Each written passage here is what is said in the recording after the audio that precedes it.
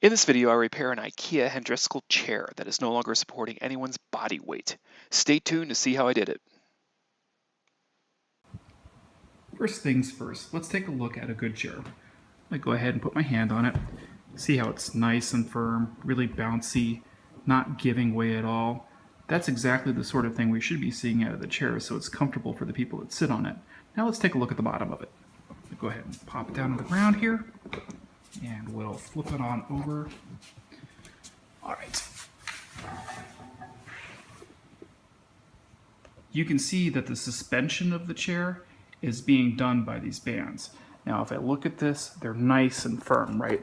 I can slide my fingers under that and there's not much room, but it does give way just a little bit. Provides for nice comfort.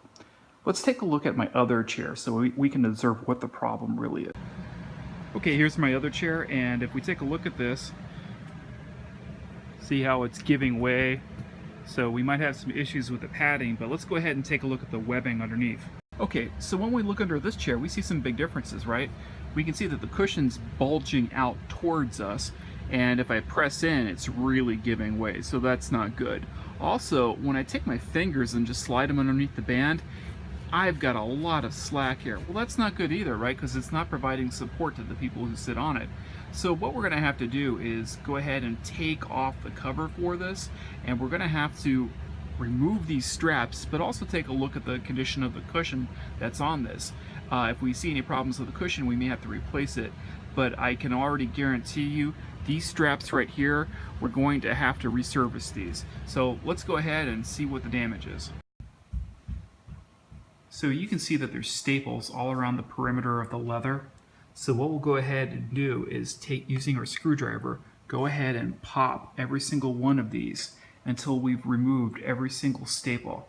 And once we've removed that, we'll go ahead and peel back the leather.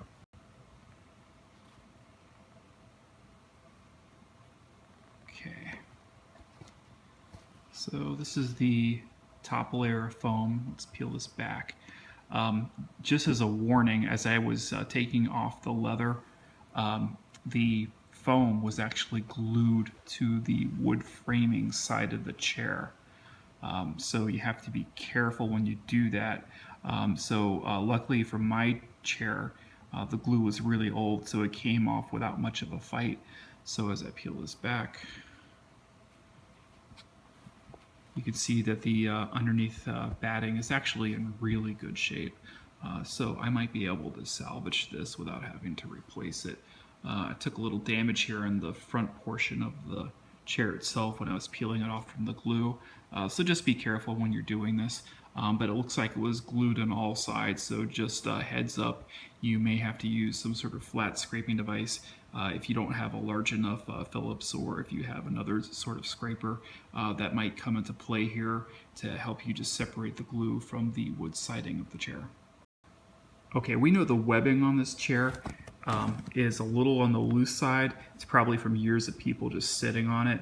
But the webbing itself is actually in pretty good shape. So what I'm going to do is I'm going to pop out my staples. I'm going to pull this taut so we've got a lot, we take out all the slack that's inside of the webbing, and I'm going to refold this, and then we'll staple the edges back on. So I'll get the screwdriver and I'll pop off these staples just like I did with the leather on the surface of the chair, and then we'll go ahead and reaffix the webbing to the frame itself. Now the good news is I only have to do it on two sides of the chair. I can leave the other end of the webbing secure and in spot and not have to change it. It's only this side that I'll take it, pop it out, pull it taut, and then restaple it. Okay, so what I'm going to do now is go ahead and take these tension straps and just going to pull them as taut as I possibly can. I'm going to go ahead and fold it over. Then we're going to go ahead and apply the staple.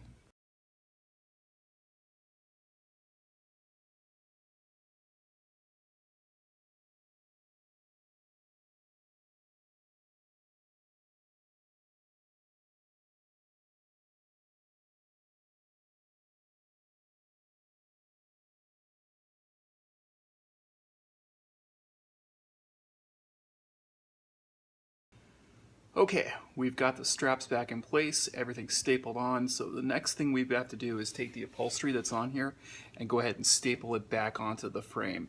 That was the first thing we do, it's going to be the last thing we do.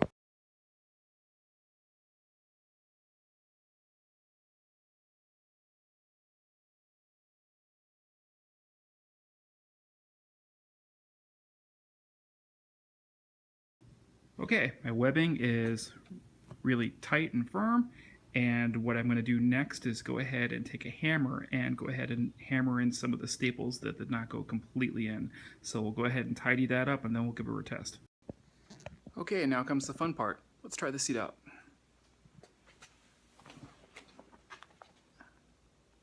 Not bad.